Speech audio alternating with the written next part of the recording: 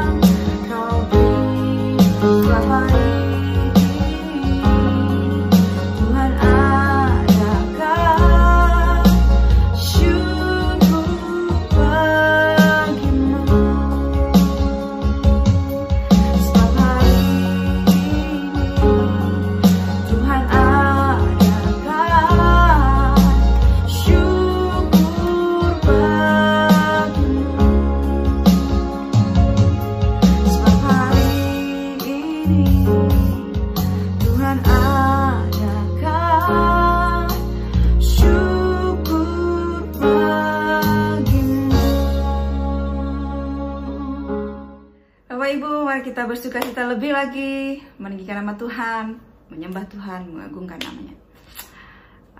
Kita dalam Allah yang Maha Kuasa, Maha Mulia, Dia Allah semesta. Mari kita angkat pujian ini, Maha Kuasa, Maha Mulia. Yeah.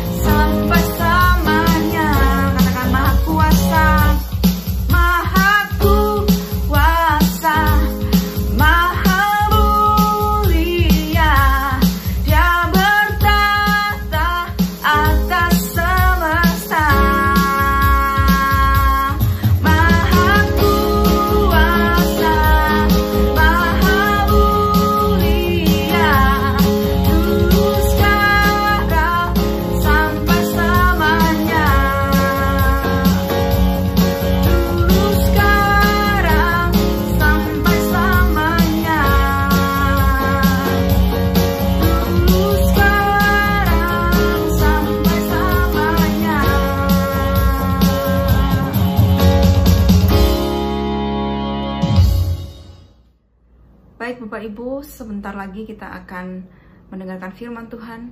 Mari kita siapkan hati kita, pikiran kita, hidup kita yang terbaik untuk ditaburi oleh kebenaran firman Tuhan. Namun sebelumnya, mari kita angkat satu pujian yang berkata, Tuhan, Engkau sempurna dalam setiap rencanamu dan karyamu dalam hidup kami.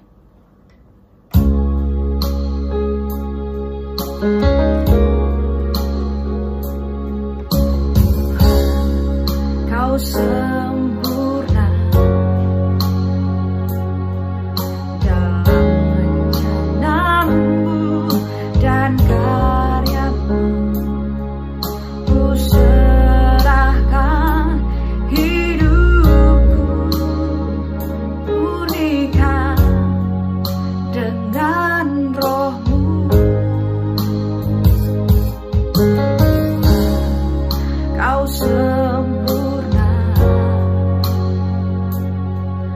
dalam rencanamu dan karyamu. Ku serahkan hidupku, murnikan dengan Roh-Mu. Hidupku menggenapi firman-Mu, tanda mujizat sertai tiap langkahku. Kau bersamaku di dalamku, jadi bukti kebesaran-Mu.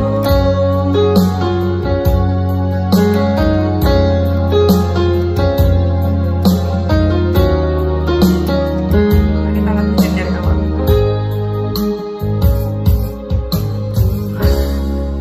Kau sempurna dalam rencanamu dan karyamu. Ku serahkan hidupku, murnikan dengan Roh-Mu. Hidupku menggenapi firman-Mu,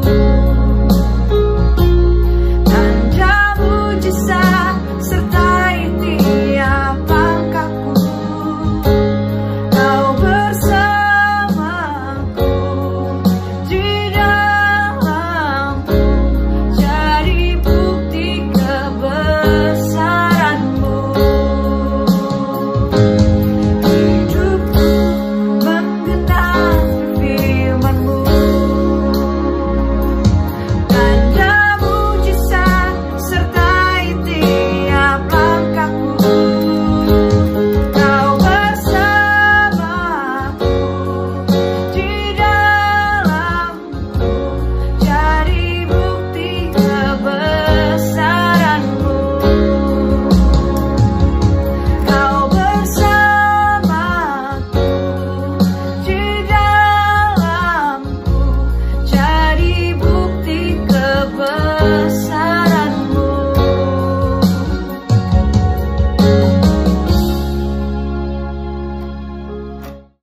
Mari kita akan masuk di dalam doa.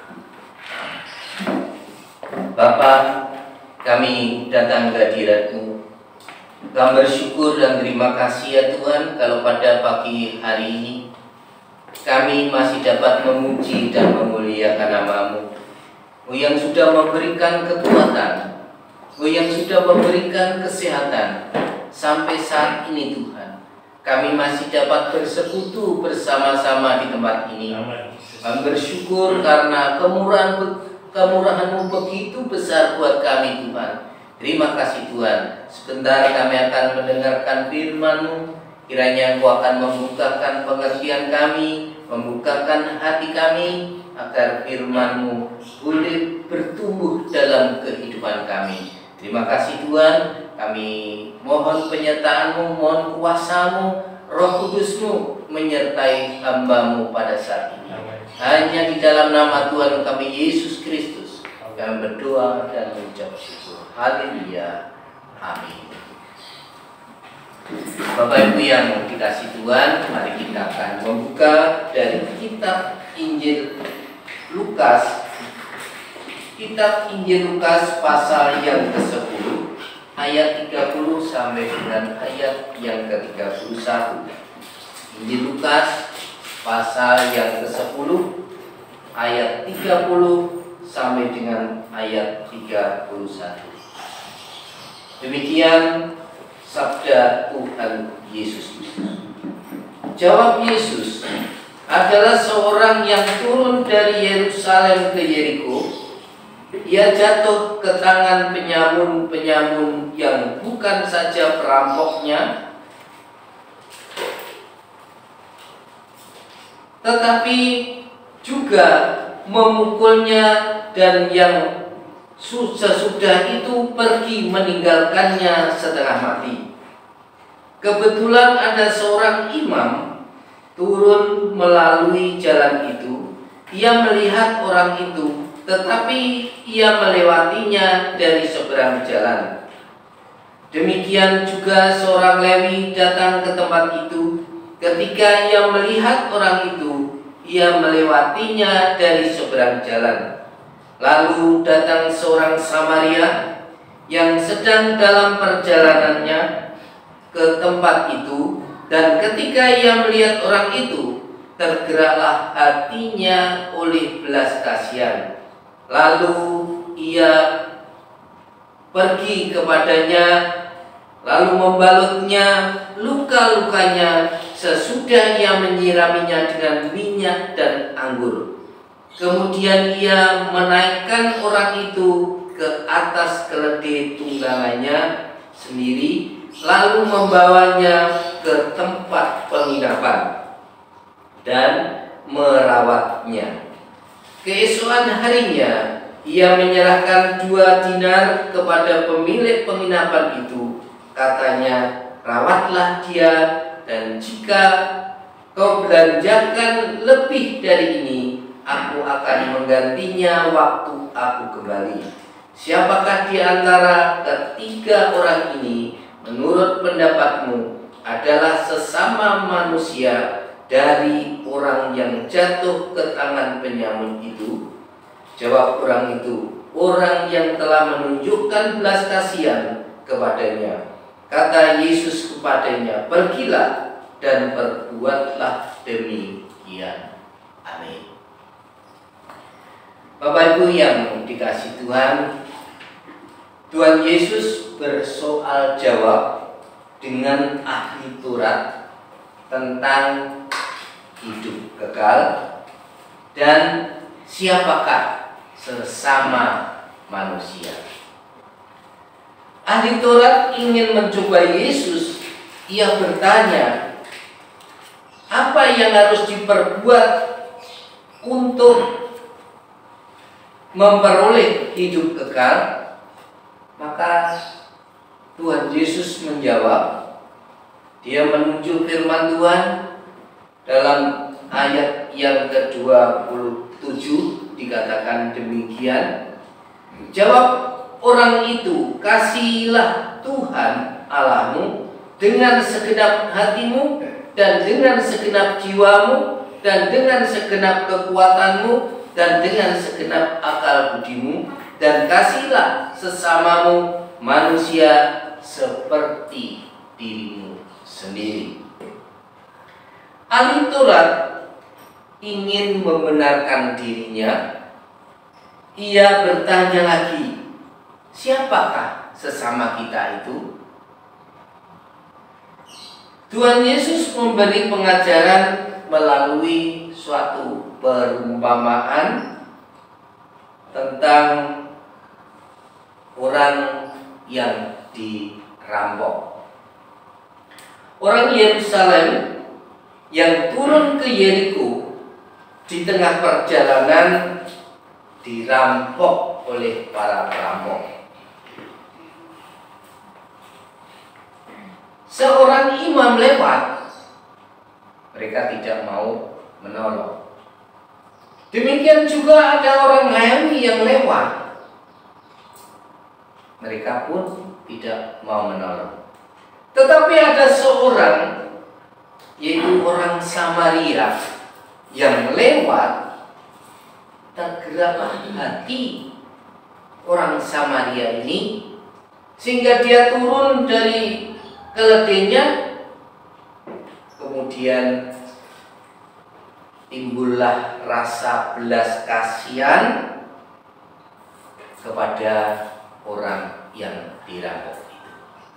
Nah, saudara-saudara, apa yang dilakukan oleh orang Samaria ini terhadap orang yang dirampok?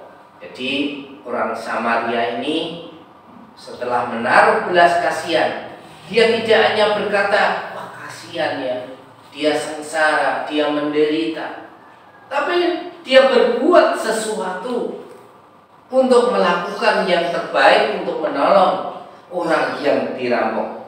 Ya, saudara-saudara, mari kita akan melihat arti dari perumpamaan yang diajarkan oleh Tuhan Yesus kepada umat Allah ini. Orang yang dirampok adalah umat Tuhan, adalah anak-anak Tuhan. Kita semua sebagai umat Allah yang hidup di dalam dunia ini telah dirampok, menderita, sengsara,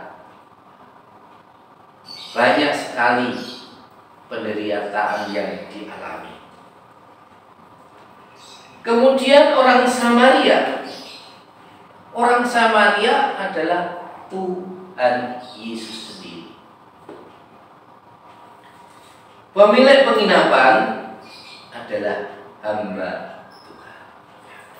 Pemilik penginapan adalah hamba Tuhan. Jadi ada ketiga peran ini yang akan menjadi penjelasan bagi firman Tuhan ini. Apa yang dilakukan oleh Samaria? Yang pertama, menolong orang yang dirampok. Ini yang dilakukan pertama, dia menolong orang yang dirampok. Setelah orang Samaria, yaitu Tuhan Yesus, tergerak hatinya oleh belas kasihan, ia menolong orang yang dirampok. Saudara-saudara yang kasih Tuhan, ketika dia melihat orang yang lewat, banyak sekali orang lewat hanya melihatnya. Oh, ada orang yang dirampok. Baik itu para imam, baik itu orang Lewi, mereka tidak mau menolong karena mereka tidak punya belas kasihan kepada orang lain. Kalau kita pikir para imam ini adalah pemuka agama, orang Lewi adalah orang yang dikhususkan untuk menjadi imam, tapi tidak mau menolong. Tetapi orang Samaria menaruh belas kasihan bagi mereka yang menderita. Hanya orang Samaria ini turun dari keledainya, menghampiri orang yang dirampok, yang terluka, yang menderita, yang sengsara, bahkan tidak berdaya. Dia datang untuk menolongnya. Saudara, ketika Tuhan Yesus melihat umatnya yang tidak berdaya karena dirampok oleh kuasa kegelapan, karena dirampok oleh iblis, ia datang ke dunia ini untuk menolongnya. Tuhan sangat peduli. Dia tergerak oleh belas kasihan terhadap orang yang sengsara, terhadap orang yang menderita, terhadap orang yang berdosa, sehingga dia meninggalkan tahtanya, meninggalkan kemuliaannya, datang ke dunia ini, menderita, sengsara, untuk menolong orang yang terluka. Saudara-saudara yang kasih Tuhan, Ini membuktikan bahwa Allah itu kasih dan peduli kepada setiap orang. Demikian juga pada saat ini Tuhan melihat umat-Nya yang menderita karena corona, menderita karena sakit penyakit, menderita karena kekurangan dan sebagainya. Allah tidak tinggal diam. Dia tetap peduli.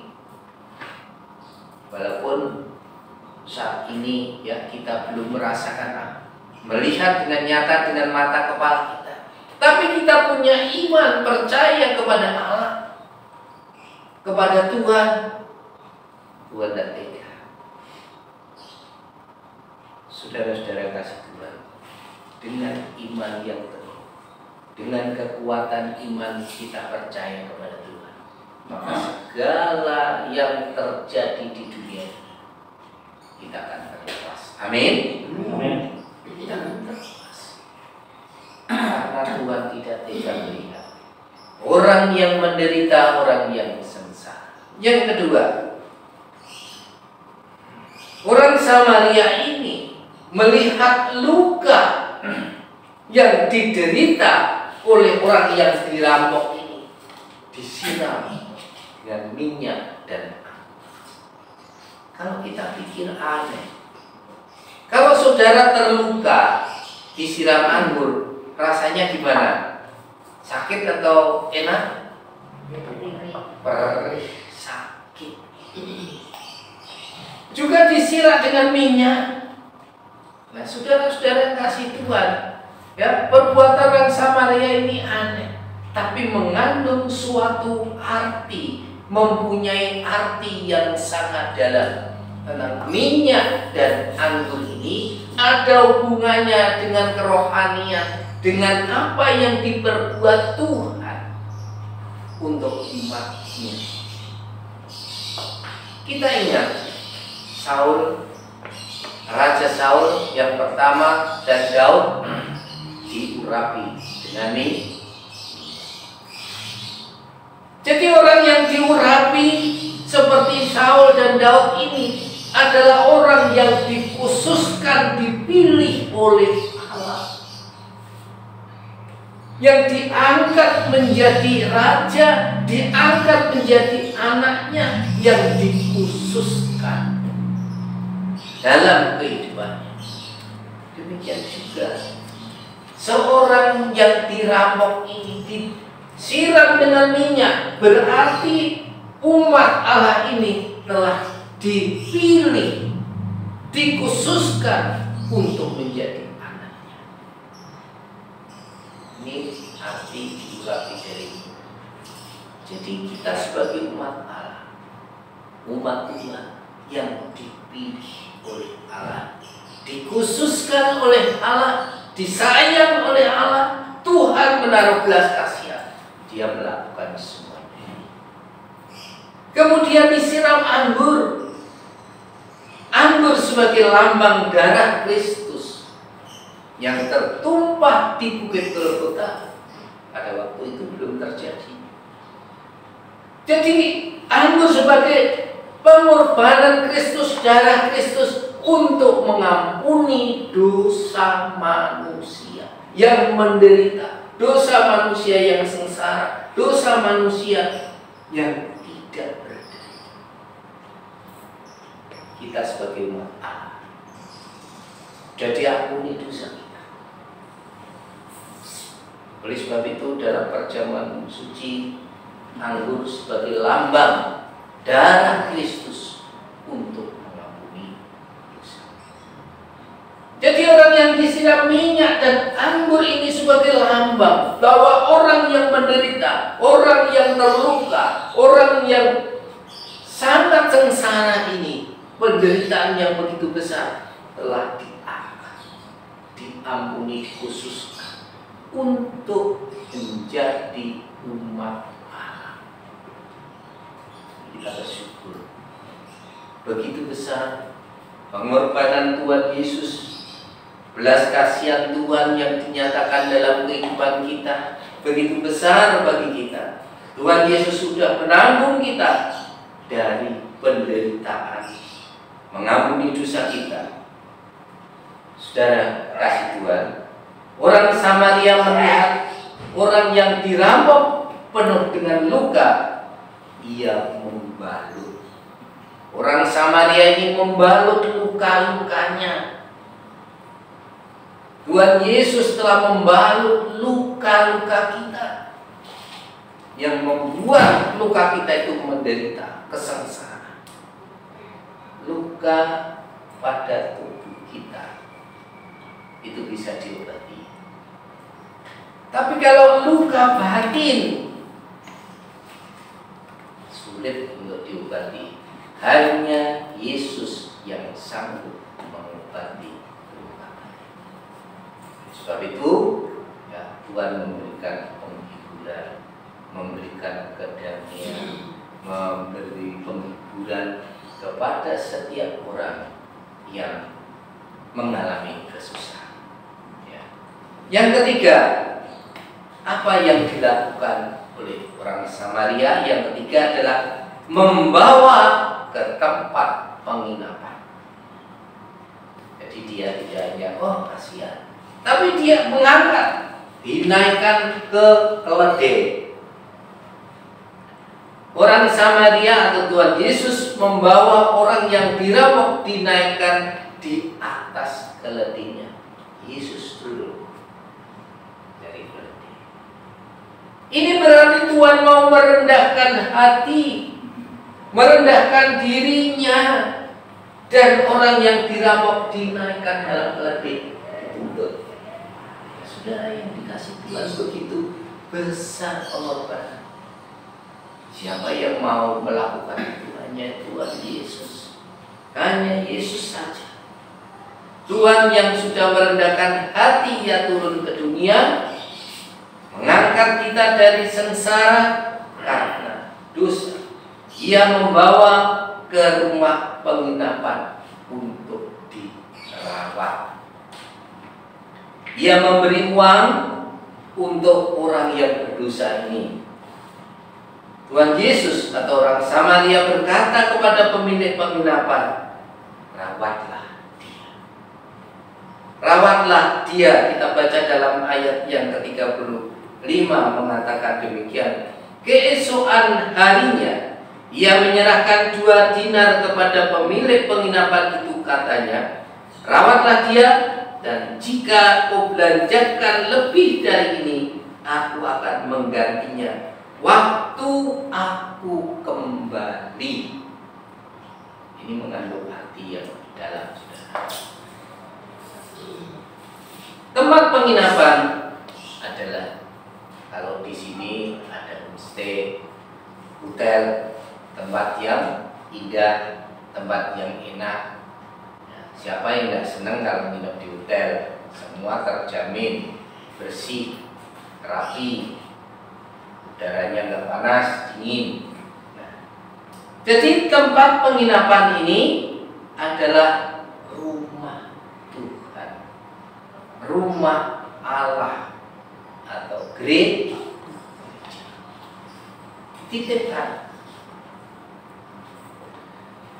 Tuhan khawatir kalau umatnya itu dirampok oleh iblis lagi, maka dititipkan. Orang yang dirampok titip, Pak, ini rawatlah. Dia dikasih uang 2 dinar. Nanti kalau kurang akan saya beri lagi. Kalau aku udah datang, begitu Pak. Nah, saudara-saudara yang dikasih Tuhan, Tuhan menitipkan jemaatnya kepada hamba Allah agar dibimbing dalam kebenaran, dibimbing dalam ketaatan, dibimbing di dalam doa, dibimbing dalam kesetiaan kepada Tuhan. Inilah tugas pemilik penginapan, adalah tugas seorang hamba Tuhan. Dititipi oleh jemaat, dititipi oleh orang-orang yang milik Tuhan, jemaat Tuhan, kepada hamba Allah yang dikhususkan. Nah, saudara-saudara yang dikasih Tuhan, Tuhan yang sudah percaya kepada hambanya atau hamba Tuhan untuk merawat jemaatnya sebagai jemaat yang harus menghargai hamba Allah, karena setiap hamba Allah sudah diurapi, dikhususkan, dipilih oleh Allah. Kalau kita baca di dalam Mazmur 105 ayat yang ke-15 dikatakan demikian.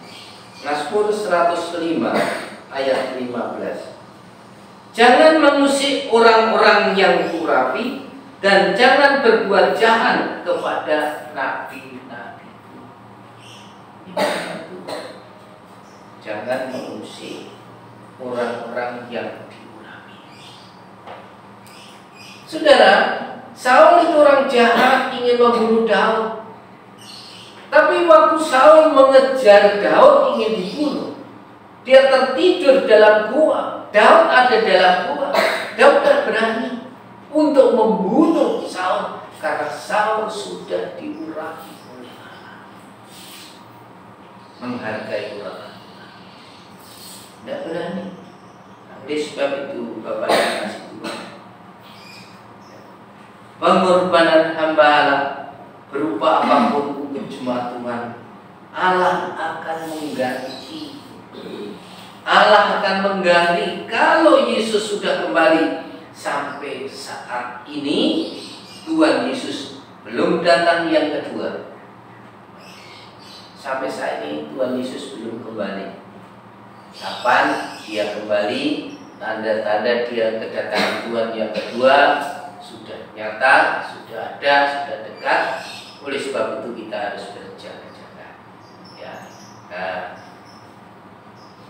kita sebagai hamba Allah berpegang pada janji Allah, tetap semangat walaupun banyak tantangan. Mari kita masuk di dalam.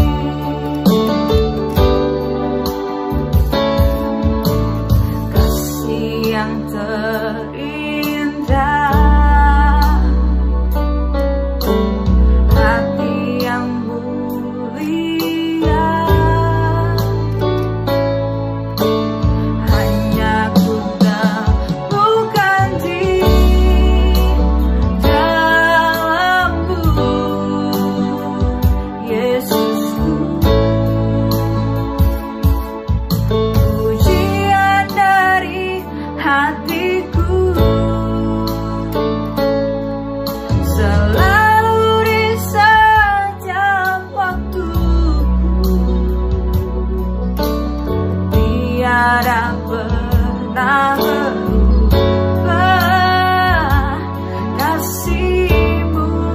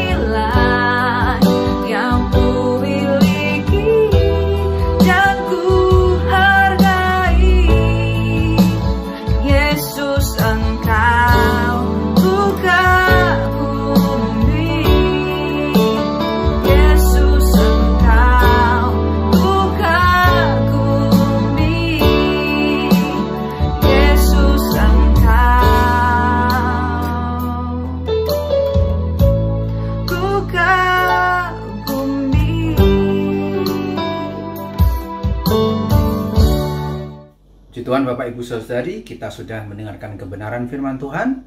Kita akan sekarang ikut ambil bagian di dalam perjamuan Tuhan. Saya persilahkan Bapak dan Ibu untuk mempersiapkan roti dan anggur agar kita dapat mengikuti perjamuan Tuhan dengan baik dan dengan kondisi yang siap. Bapak Ibu Saudari, mari kita berdoa terlebih dahulu. Bapa yang kami sembah dalam nama Tuhan Yesus, terima kasih karena kebaikan-Mu. Terima kasih firman kebenaran telah Kau berikan kepada kami. Sekarang Tuhan, kami mengenang kematian-Mu. Tuhan yang mati bagi kami yang berdosa ini. Kami disucikan, dibenarkan. Dan kami menjadi anak-anak-Mu, hidup oleh kasih karunia Tuhan. Dengan iman, dan kami diselamatkan nantinya masuk ke dalam kekekalan, tidak binasa karena dosa-dosa kami. Tuhan, sucikan kami. Ampuni dosa kesalahan kami. Bapak Ibu Saudari, kita memang sudah diselamatkan. Kita sudah dijamin di dalam Yesus oleh kuasa Roh Kudus bahwa kita menjadi anak-anaknya. Keselamatannya bukan karena perbuatan kita, tapi kasih karunia Tuhan di kayu salib. Tetapi kadang kita masih melakukan perbuatan yang mendukakan Roh Kudus. Jika dalam minggu ini yang mungkin sadar tidak sadari, mari kita datang ke hadirat Tuhan. Biar sukacita keselamatan itu kembali lagi kepada kita. Ampuni jika ada hal orang-orang yang masih mengganggu kita, memberikan kita kepahitan dalam hati kita. Anda harus mengampuni, karena jika Anda tidak mengampuninya, Anda berdosa. Kita terus dikuduskan menjadi seperti Kristus. Mari kita luangkan waktu untuk bersaat teduh. Pikirkan bahwa kehadirat Tuhan dosa-dosa kita selama seminggu ini. Mohon ampun, bukan supaya diselamatkan, tetapi supaya terus dikuduskan. Haleluya. Mari kita berdoa secara pribadi. Ya, sucikan Tuhan Yesus. Terima kasih. Haleluya. Terima kasih Tuhan. Haleluya. Tuhan kami. Haleluya. Haleluya. Amin. Bapak Ibu Saudari, mari kita angkat roti kita yang melambangkan tubuh Yesus yang dipecah-pecahkan bagi kita sambil kita mendengarkan firman. Ketika mereka sedang makan, Yesus mengambil roti, mengucap syukur, memecah-mecahkannya, lalu memberikannya kepada murid-muridnya dan berkata, "Ambillah, makanlah, inilah tubuhku." Mari kita makan roti ini yang melambangkan tubuh Tuhan Yesus yang dipecah-pecahkan, disiksa untuk kita di kayu salib dengan iman di dalam nama Tuhan Yesus.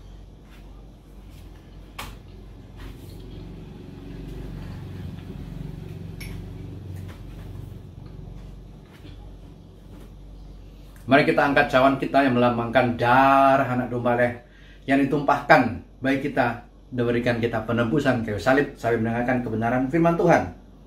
Sesudah itu, yang mengambil cawan mengucap syukur lalu memberikannya kepada mereka dan berkata, "Minumlah kamu semua dari cawan ini, sebab inilah darahku, darah perjanjian yang ditumpahkan bagi banyak orang untuk pengampunan dosa." Mari kita minum dengan iman di dalam nama Tuhan Yesus.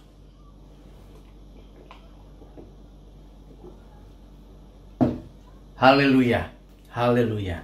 Terima kasih Tuhan. Sucikan kami. Kami lepas dari dosa. Kami dibenarkan di hadapan Allah yang Maha Kudus oleh karena kebenaran dari Yesus Kristus yang diberikan kepada kami lewat kayu salib.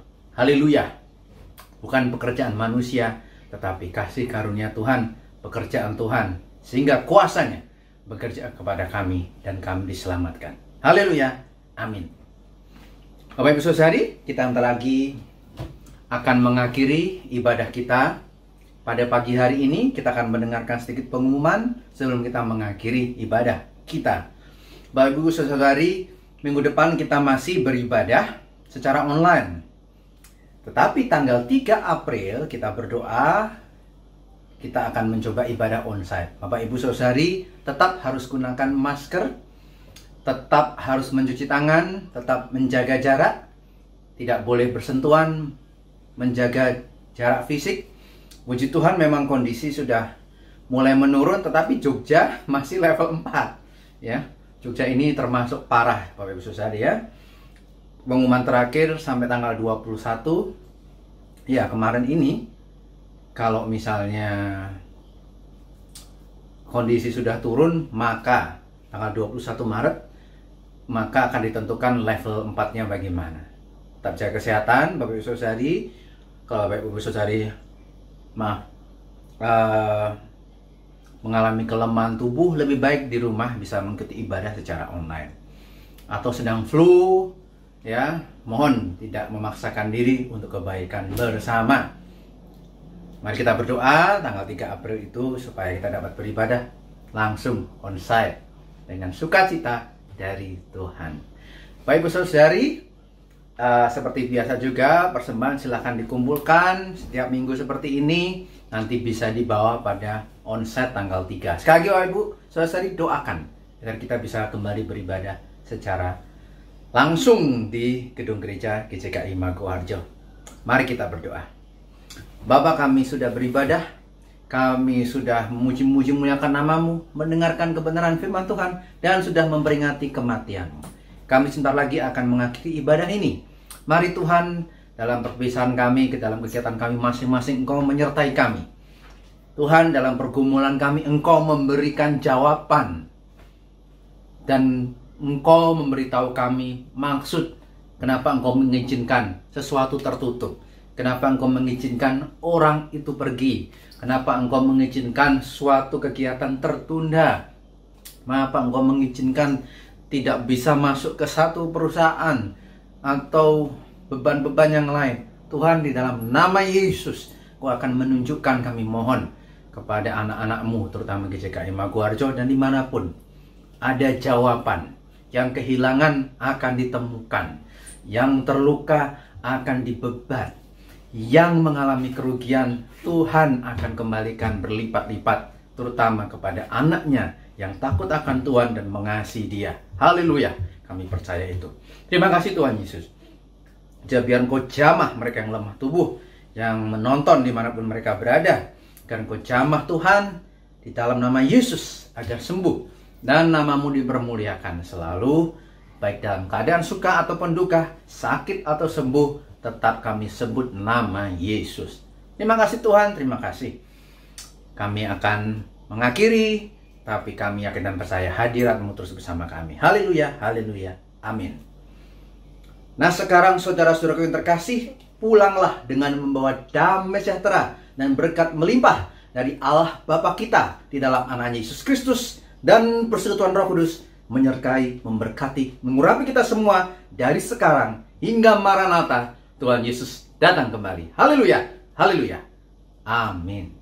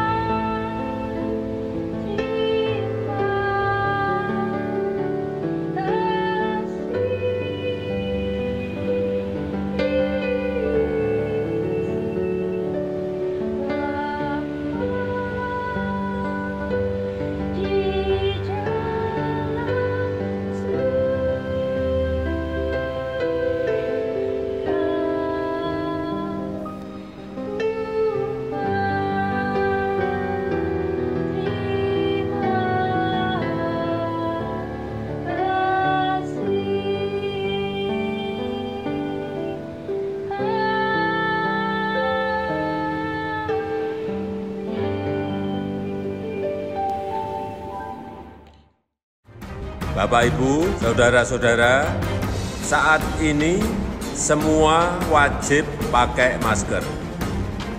Kita pasti bisa menghadapi pandemi ini, Indonesia pasti bisa.